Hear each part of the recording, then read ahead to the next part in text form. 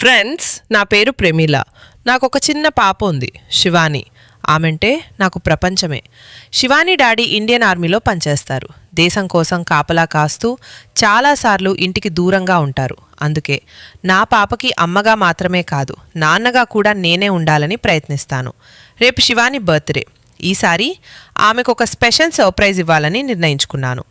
రాత్రి 12 గంటలకు విష్ చేయాలని ఫిక్స్ అయ్యాను.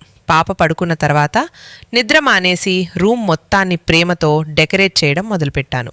ప్రతి బెలూన్, ప్రతి లైట్ నా ప్రేమతోనే కట్టాను. సమయం 11:59. నా హార్ట్ బీట్ కూడా ఫాస్ట్ అవుతోంది. 12 అయింది.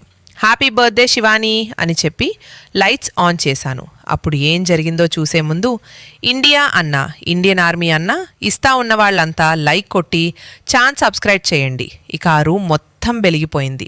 శివాని ముఖంలో వచ్చిన ఆ స్మైల్, అది నా జీవితంలోనే పెద్ద గిఫ్ట్.